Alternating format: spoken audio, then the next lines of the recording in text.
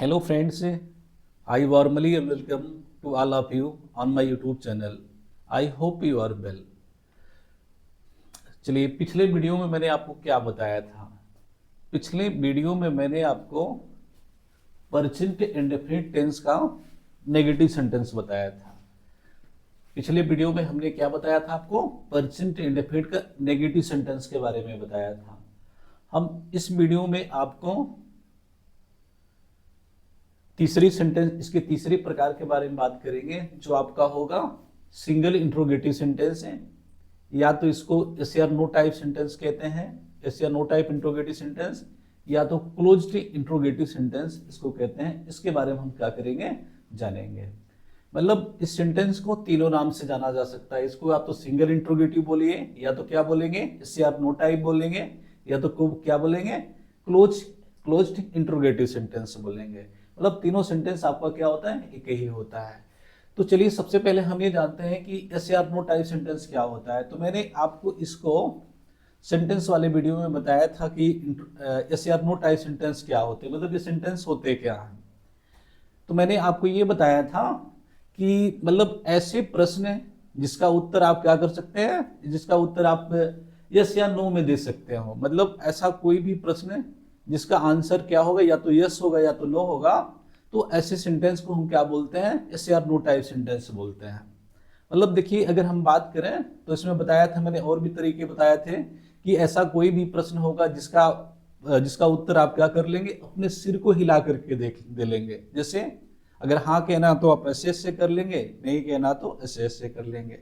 तो आपके सेंटेंस क्या हो जाएंगे, यस या नो टाइप हो जाएंगे।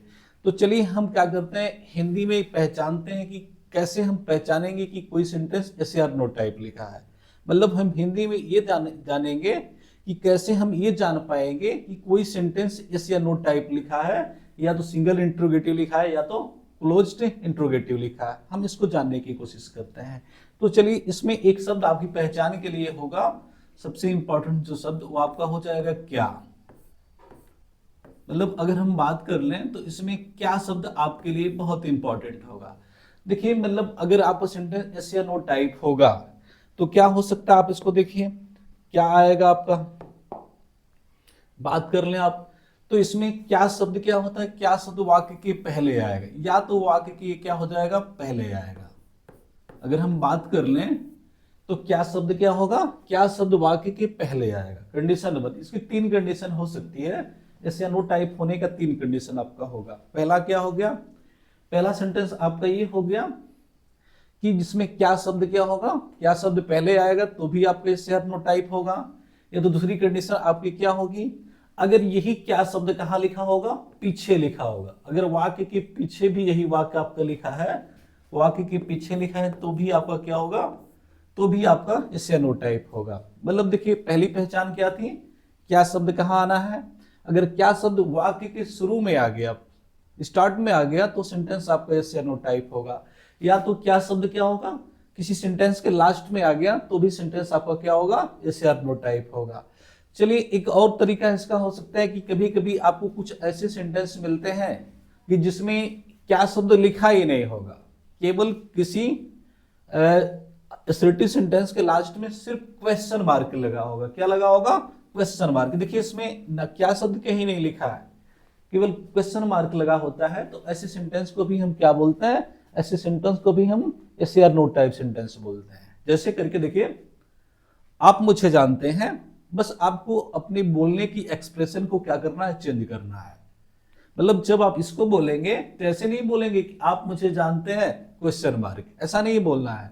बस आपको अपने एक्सप्रेशन को चेंज करना है। जैसे आप मुझे जानते हैं, आप मुझे जानते हैं, आप अपनी अभिव्यक्ति को क्या करेंगे, चेंज करेंगे, तो आपके इस टाइप से हो सकते हैं। तो चलिए, हमने क्या देखा कि कोई भी सेंटेंस अगर यस या नो टाइप होगा तो क्या क्या हो सकता है। तो मैंने क्या देखा, या तो हिंदी में क्या शब्द वाक्य पहले होगा, या तो क्या शब्द वाक्य अंत में होगा, या तो कोई आपका एसेप्टिव सेंटेंस होगा, इसके पीछे क्या लगा होगा, क्वेश्चन मार्क लगा होगा। अगर क्वेश्चन मार्क लिखा है तो भी समझ जाइए आपका सेंटेंस वही होने वाला है, यस या नो टाइप होगा। ठीक ना। तो उम्मीद करते हैं आप यस या नो टाइप को अच्छी तरीके से क्या कर लेंगे, पहचान लेंगे। और अब इसके नियम के बारे में हम जानेंगे कि किसी भी यस या नो टाइप सेंटेंस को आप कैसे इसको बनाएंगे, इसकी स्ट्रक्चर की बात कर लें, कैसे अब इसको बनाएंगे। तो चलिए हम इसकी बात करते हैं। तो चलिए इसको देखते हैं। चलिए किसी भी सेंटेंस को बनाने के लिए आप क्या करते हैं, अगर हम बात कर लें तो आपकी जो एसर्टिव सेंटेंस होता है वो कैसे बनता है। एसर्टिव सेंटेंस, तो आपने एसर्टिव सेंटेंस बनाने के लिए क्या किया था भाई, अगर हम बात करके देखें तो सबसे पहले आप क्या लिखते हैं, सब्जेक्ट लिखते हैं, सब्जेक्ट। उसके बाद क्या लिखे थे, आप लिखे थे वर्ब का फर्स्ट फॉर्म, या तो आपने क्या किया था वर्ब में यस या यस प्लस ऑब्जेक्ट का इस्तेमाल किया था। आपने एसर्टिव सेंटेंस को ऐसे बनाया था, ठीक है ना।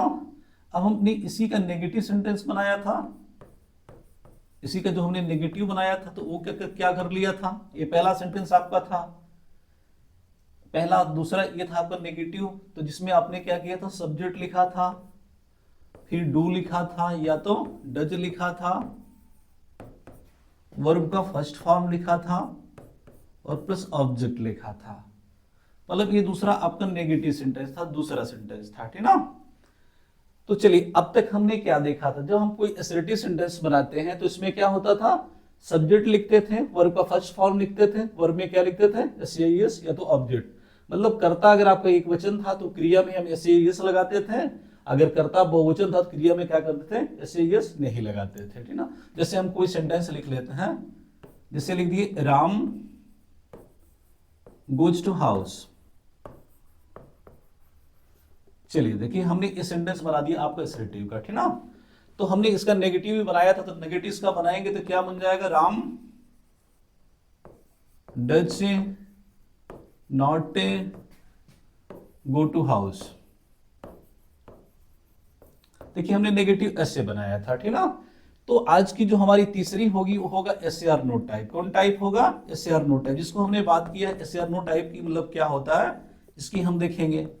तो चलिए इसको देखने के लिए आप क्या करोगे, क्या करना आपको एस या नो टाइप करने के लिए। तो देखिए किसी भी सेंटेंस को एस या नो टाइप करने के लिए हमें क्या करना होगा, मतलब कोई भी सेंटेंस अगर आपको एस या नो टाइप करना है तो एस या नो टाइप कब होगा। देखिए क्या होगा, सब्जेक्ट, फिर क्या हो गया वर्ब, फिर क्या हो गया ऑब्जेक्ट। देखिए मतलब नॉर्मली अगर हम कोई सेंटेंस बनाते हैं तो क्या करते हैं, सबसे पहले हम क्या लिखते हैं, सब्जेक्ट लिखते हैं, फिर वर्ब लिखते हैं, फिर क्या लिखते हैं, ऑब्जेक्ट लिखते हैं। नॉर्मली कोई सेंटेंस हमारा क्या होता है, ऐसे बनता है। अब आपको किसी भी टेंस का कोई भी सेंटेंस आपको अगर यस या नो टाइप बनाना हो, मतलब कोई भी टेंस किसी का भी हो जाए, आपको अगर आप उसका यस या नो टाइप बनाना चाहते हैं, मतलब किसी भी टेंस को अगर आपको यस या नो टाइप करना है तो आपको क्या करना चाहिए, मतलब क्या करेंगे आप। तो आपको कुछ नहीं करना, बस छोटा सा एक काम करना है। किसी भी सेंटेंस को यस या नो टाइप करने के लिए बस आपको सब्जेक्ट से पहले आपको क्या लिखना है, आपको सहायक क्रिया लिख देनी है, सहायक क्रिया। किसी भी सेंटेंस को मतलब प्रश्नवाचक करने के लिए यस या नो टाइप करने के लिए, मतलब तब तक यस या नो टाइप नहीं हो सकता कोई सेंटेंस जब तक क्या होगी, उसकी सहायक क्रिया उसके सब्जेक्ट से पहले नहीं आ जाएगी, पहले। मतलब किसी भी सेंटेंस को एस या नो टाइप होने के लिए क्या होना जरूरी है, मतलब कोई भी टेंस हो तो आपको उसकी सहायक क्रिया को कहां लिख देना, उसकी सहायक क्रिया को कर्ता इस सब्जेक्ट से पहले लिख देना है। जब आप किसी भी कर्ता से पहले लिख देते हैं, पहले उसके लिख देते हैं, तो आपका जो ये सेंटेंस सबसे पहले क्या लिखते हैं, कर्ता से पहले आपको क्या लिखना है, सहायक क्रिया लिख देना है। मतलब कोई भी टेंस आपका होगा तो आपको ऐसे ही कर लेना है। मतलब आपको यस या नो टाइप बनाने के लिए क्या करना है, मोटे मोटे तौर पे तो कहा कि जो उस टेंस की सहायक क्रिया होगी, उस सहायक क्रिया को आप कहां लिखेंगे, वाक्य के पहले लिखेंगे और अंत में आपको क्या लगा देना है, क्वेश्चन मार्क आपको लगा देना है। देखिए आपको दो काम सिर्फ करना है, किसी भी सेंटेंस को यस या नो टाइप करने के लिए सिर्फ और सिर्फ आपको दो काम करना है। वो क्या करना है, सबसे पहले आपको सहायक क्रिया हेल्पिंग वर्ब लिखनी है और अंत में क्या करना है, क्वेश्चन मार्क लगाना है। बस आपको कुछ नहीं करना, ठीक ना। तो हमने प्रेजेंट इंडेफिनिट में क्या देखा था, प्रेजेंट इंडेफिनिट में जो आपकी सहायक क्रिया थी वो कौन थी, या तो डू था या तो डज था, प्लस आपका सब्जेक्ट था और वर्ब का फर्स्ट फॉर्म था, प्लस क्या था, ऑब्जेक्ट, पीछे क्वेश्चन मार्क। देखिए क्यों आप डू डज को पहले लिख रहे हैं, क्योंकि पर्जेंट एंड इफेक्ट में सहायक क्रिया कौन लगती है, डू डज ही लगता है ना, डू डज, तो इसलिए डू डज क्या होगा, वाक्य के पहले लगेगा। मतलब आप ये याद कर लीजिए, किसी भी सेंटेंस को अगर आपको इंट्रोगेटिव करना है तो इंट्रोगेटिव करने के लिए आपको क्या करना होगा, सब्जेक्ट से पहले सहायक क्रिया क्या करना होता है, लिखना होता है मुझे, ठीक ना। तो जैसा कि मैंने सेंटेंस में क्या लिखा था, देखिए सेंटेंस आपका ये था, सेंटेंस क्या आप मुझे जानते हैं। चलिए अब हम क्या करेंगे, क्या आप मुझे जानते हैं, इसको बनाएंगे। तो आप देखिए आपका जो इसमें सब्जेक्ट है वो कौन है भाई, वो आप लिखा हुआ, सब्जेक्ट क्या है इसका, आप लिखा है ना। तो आप जो है, आपका फार्मूला क्या था भाई, अगर हम चलें फार्मूला में क्या होगा, देखिए क्या आप मुझे जानते हैं, मैंने यही सेंटेंस लिखा था, क्या आप मुझे जानते हैं, जानते हैं। चलिए सेंटेंस आपका ये था, ठीक ना, कि आप मुझे जानते हैं। तो इसको हम बनाएंगे, सबसे पहले इसमें सब्जेक्ट आपका कौन हो गया, आप हो गया। तो आप सब्जेक्ट आपको यहां लिखना है सब्जेक्ट को, तो सबसे पहले आप लिख दीजिए यू, क्या लिख देंगे, यू, मैंने सब्जेक्ट को लिख दिया, ठीक ना। अब आप चेक करेंगे सब्जेक्ट आपका एक वचन है एक बहुवचन है, तो आप देखेंगे यू आपका एक वचन है एक बहुवचन है भाई, तो यू आपका क्या होगा, बहुवचन होगा। तो इसके साथ आप किसका प्रयोग करेंगे, डू का या डज का। तो जैसे ये बहुवचन होगा तो आप इसके साथ किसका प्रयोग करेंगे, डू का प्रयोग कर लेंगे, ठीक ना। तो आपका हो जाएगा डू, ठीक है। फिर आप देखेंगे डू के बाद आपको क्या लिखना है, वर्ब लिखना है। वर्ब क्या होगा भाई, इसमें जानते हैं, जानना की अंग्रेजी क्या हो जाएगी, नो हो जाएगा। वर्ब का फर्स्ट फॉर्म आपको यहाँ पे लिखना है, और मुझे की अंग्रेजी आप क्या लिख लेंगे, मी, और पीछे आपको क्या लगा देना है, क्वेश्चन मार्क लगा देना है। देखिए आपने क्या कर दिया, कुछ नहीं करना था, आपको डू को वाक्य के पहले लिखना था, डू को वाक्य के पहले लिख दिए, और फिर क्या कर दिया आपने, सब्जेक्ट लिखा। देखिए सबसे पहले क्या लिखना था, डू डज, फिर सब्जेक्ट लिखना था, फिर वर्ब का फर्स्ट फॉर्म प्लस ऑब्जेक्ट। तो सबसे पहले मैंने क्या लिखा, डू, फिर क्या लिखा, सब्जेक्ट, फिर वर्ब, फिर क्या लिख दिया आपने, ऑब्जेक्ट। तो आपने क्या किया, इस तरीके से सेंटेंस को बना दिया, ठीक ना। तो चलिए एक सेंटेंस और ले लेते हैं हम लोग, और देख लेते हैं। हाँ, क्या मैं ऐसा पसंद करता हूं, पसंद करता हूं। चलिए क्या मैं ऐसा पसंद करता हूं। अब चलिए इसको बनाएंगे। तो इसमें जो आपका सब्जेक्ट होगा वो कौन हो जाएगा, वो मैं हो जाएगा। मैं की अंग्रेजी आप लिख लेंगे आई। अब आई आपका कौन है भाई, आई एक वचन है, लेकिन इसके साथ जो क्रिया लगती है एक वचन बहुवचन दोनों लगता है। तो आप यहाँ पे क्या लिखेंगे, डू लिखेंगे, डू आई, क्योंकि सबसे पहले आपको सहायक क्रिया लिखनी है ना। तो सहायक क्रिया आपकी डू हो गई, फिर सब्जेक्ट लिख दिया। पसंद करना को क्या लिख लेंगे, लाइक, और फिर ऐसा के लिए क्या लिख लेंगे, सो लिख लेंगे, और पीछे क्वेश्चन मार्क लगा दीजिए, डू आई लाइक सो, क्या मैं ऐसा पसंद करता हूं, ठीक ना। तो आपका क्या होगा, इस तरीके से सेंटेंस को आप क्या कर लेंगे, बना लेंगे, ठीक ना। एक आध सेंटेंस और हम ले लेते हैं। हाँ, क्या दीपक नामक लड़का, क्या दीपक नामक लड़का, क्या दीपक नामक लड़का यही रहता है, यही रहता है। चलिए क्या दीपक नामक लड़का यही रहता है। तो चलिए अब हम बात कर लेंगे। सबसे पहले देखेंगे भाई इसमें सब्जेक्ट कौन होगा आपका, तो सब्जेक्ट आपका हो जाएगा दीपक नामक लड़का, ठीक ना। तो आप सबसे पहले इसको लिख दीजिए। तो सबसे पहले जब दीपक नामक लड़का, तो हम सबसे पहले लड़के को लिखते हैं, तो क्या लिख देंगे, द बॉय, या तो ए भी लिख सकते हैं। चलिए इसको लिख देते हैं ये,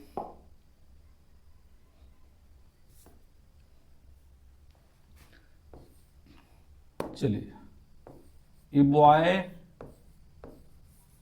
पहले इसको लिखेंगे लड़का के, तो ए बॉय लिख देंगे। फिर नामक की अंग्रेजी आप लिख देंगे नेम्ड, नेम्ड, नामक की अंग्रेजी नेम्ड, फिर आप लिखेंगे दीपक। तो यहां पे पीछे लिख देंगे दीपक। मतलब जब भी आपको नामक का बनाना हो तो सबसे पहले इधर वाली नाउन, फिर नामक की अंग्रेजी नेम्ड, फिर आप दीपक। अब देखिए दीपक क्या है, एक वचन ना, एक वचन है, तो इसके लिए आपको क्या लिखना है, यहाँ पे आप लिखेंगे डज, ठीक ना। अब हो गया डज से बॉय नेम दीपक। अब क्या करता भाई, रहता है ना, रहना की अंग्रेजी क्या होगी, लिव, और यही की अंग्रेजी क्या हो जाएगी, हियर, और लास्ट में क्वेश्चन मार्क लगा देंगे। तो आपका इस टाइप से सेंटेंस क्या होगा, बन जाएगा, ठीक ना। तो ये आपके सेंटेंस क्या हो गए, ये सेंटेंस आपके यस या नो टाइप के हो गए, ठीक ना। तो चलिए अब हम क्या करते हैं, अगर यस या नो टाइप का आपको नेगेटिव करना हो, मतलब यस या नो टाइप में आपको नॉट भी लगाना हो तो क्या करेंगे, किसी का इसमें नॉट ऐड करना हो, जैसे क्या आप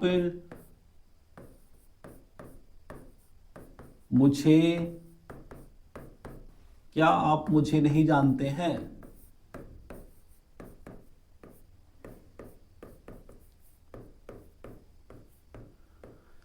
चलिए देखिए, इसमें नेगेटिव करने का मतलब आपका यहां पे क्या शब्द भी होगा और यहां पे क्या लगा होगा, नहीं भी लगा होगा। मतलब अब यस या नो टाइप का आपको नेगेटिव बनाना है, मतलब हमें क्या करना भाई, इसमें आपको क्या भी लगाना और क्या करना है, नहीं भी लगाना है, ठीक ना।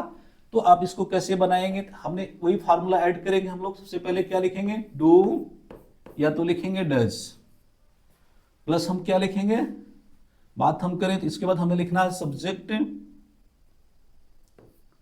लिखेंगे सब्जेक्ट, फिर हम लिखेंगे यहां पे वर्ब, वर्ब का आपको लिखेंगे फर्स्ट फॉर्म, प्लस क्या होगा ऑब्जेक्ट, और पीछे क्या लगा देंगे, क्वेश्चन मार्क। चलिए देखिए, अब मुझे इसमें क्या करना भाई, नहीं नॉट का इस्तेमाल करना, मतलब इस सेंटेंस में मुझे किसका इस्तेमाल करना है, नॉट का इस्तेमाल करना है, ठीक ना। तो चलिए, क्योंकि सारा सेंटेंस आपको वही टाइप रहेगा, अगर नहीं को आप हटा दीजिए, नहीं को हटा दीजिए तो आपका सेंटेंस इस टाइप से बन जाएगा। अब मुझे इसमें क्या करना है, नॉट को प्लेस करना है, तो नॉट को आप कहां रखना चाहेंगे, ठीक ना। तो चलिए, नॉट की जगह कहां हो सकती है, तो नॉट अगर आपको नॉट अगर इसमें प्लेस करना है तो नॉट की जगह इसमें दो जगह आपकी हो सकती है। अगर हम बात करें तो नॉट इसको आप दो जगह लिख सकते हैं। नॉट कहां लिख सकते हैं, देखिए नॉट चाहे तो आप यहां सब्जेक्ट के बगल में यहां नॉट लिख सकते हैं, आप चाहे तो इसकी जगह क्या हो सकती है, प्लेस यहां भी हो सकती है, नॉट आप यहां भी प्रयोग कर सकते हैं। देखिए पहली जगह आपकी ये हो जाएगी, पहली जगह आप नॉट का प्रयोग यहां कर सकते हैं, चाहे तो नॉट वहां लिख सकते हैं, ठीक ना। दूसरी कंडीशन क्या होगी, अगर सब्जेक्ट से बाद में नहीं लिखना चाहते तो आप सब्जेक्ट के बगल में यहां पर नॉट का इस्तेमाल, यहां पर नॉट का इस्तेमाल कर सकते हैं, ये दूसरी जगह आपकी हो जाएगी, ठीक ना। अब देखिए, नॉट का मैंने आपको प्रयोग बताया कि नॉट का प्रयोग आपका दोनों जगह हो सकता है, ठीक ना। देखिए क्या होगा, क्योंकि मैंने आपको बताया था नॉट क्या होता है, नॉट भाई एडवर्ब होता है ना, एडवर्ब, एडवर्ब होता है। अब देखिए, अगर नॉट का प्रयोग आप सब्जेक्ट के बाद करते हैं, मतलब अगर नॉट का प्रयोग यहां करते हैं तो इसको हम बोलते हैं ओल्ड इंग्लिश। क्या बोलते हैं, ओल्ड इंग्लिश बोलते हैं, ओल्ड इंग्लिश मतलब पुरानी अंग्रेजी बोलते हैं। अगर आप नॉट का इस्तेमाल कहां करते हैं, सब्जेक्ट के बाद करते हैं तो इसको क्या करते हैं, इसको ओल्ड इंग्लिश बोलते हैं। अगर आप नॉट का प्रयोग क्या करते हैं, सहायक क्रिया के बगल में करते हैं, मतलब यहां पे करते हैं, तो इसको मॉडर्न इंग्लिश बोलेंगे। क्या बोलेंगे, मॉडर्न इंग्लिश, मॉडर्न इंग्लिश। देखिए आपने क्या देखा, अगर सहायक क्रिया के बगल में नॉट का प्रयोग करते हैं तो इसको कौन सी इंग्लिश बोलेंगे, मॉडर्न इंग्लिश बोलेंगे। अगर सब्जेक्ट के बाद इसका प्रयोग करते हैं तो इसको क्या बोलेंगे, इसको ओल्ड इंग्लिश बोलेंगे। क्या बोलेंगे, ओल्ड इंग्लिश बोलेंगे, ठीक ना। अब देखिए, इसको मॉडर्न क्यों बोलते हैं भाई, क्योंकि जब हम यहां पर लिखेंगे नॉट तो हम शॉर्टकट में इसको क्या बोल सकते हैं, डू, डोंट बोल सकते हैं, और क्या बोल सकते हैं, डजंट भी बोल सकते हैं, डजंट, डजंट, डोंट और डजंट क्या बोल सकते हैं, डोंट और डजंट बोल सकते हैं, ठीक है। इसको डोंट भी बोल सकते हैं, साथ में रहेगा तो डोंट बोल लेंगे और डजंट बोल लेंगे। तो आपको दो बार नहीं बोलना पड़ेगा ना, मतलब यहाँ डू ऐसे, फिर सब्जेक्ट, फिर आप क्या करेंगे, नॉट करेंगे, तो ये वाली कंडीशन से आप क्या हो जाएंगे, बच जाएंगे। तो यहाँ पे आप शॉर्ट में मतलब जल्दी में बोल पाएंगे, आपकी फ्लुएंसी बनी रहेगी। तो इसलिए फ्लुएंसी बनी रहे, यहाँ पर जो हम यूज करते हैं इसको क्या बोलते हैं, मॉडर्न। क्योंकि दुनिया में लोग क्या, आधुनिक जमाने में लोग शॉर्टकट ज्यादा अपनाते हैं ना, तो इसलिए यहाँ पे करना क्या होता है, इसको मॉडर्न इंग्लिश बोला जाता है, ठीक ना। लेकिन अगर हम प्रयोग की ग्रामर की दृष्टि से, ग्रामर की दृष्टि से अगर हम देखें तो मतलब कहाँ पे सही होगा, अगर हम बात कर रहे हैं कि मतलब कहाँ पे सही इस्तेमाल इसका, कहाँ पे सही माना जाए, तो अगर हम ग्रामर की दृष्टि से देखें तो क्या होगा, देखें तो देखिए, बात हम करें नॉट की, तो नॉट क्या भाई, एडवर्ब है। ये क्या होता है, ये एडवर्ब होता है। ये किसकी विशेषता बताएगा भाई, वर्ब की विशेषता बताएगा, वर्ब की। तो यहां से अगर हम यहां पर नॉट का प्रयोग करते हैं तो इसको सही बोलेंगे। क्या बोलेंगे, सही। यहाँ पर ये सही आपका होगा, क्योंकि वर्ब से पहले आएगा ना, तो यहाँ पे जिसका नॉट का इस्तेमाल होगा वो आपका करेक्ट यूज होगा। लेकिन यहाँ पर जब आप कोई लिखते हैं तो नाउन या प्रोनाउन आपका आएगा, तो नाउन या प्रोनाउन जब यहाँ पे आएगा तो यहाँ पे नॉट करेंगे तो यह किसी नाउन या प्रोनाउन की विशेषता क्या करेगा, नहीं बताएगा, तो यहाँ का जो क्या होगा वो क्या होगा, वो रॉन्ग होगा, रॉन्ग।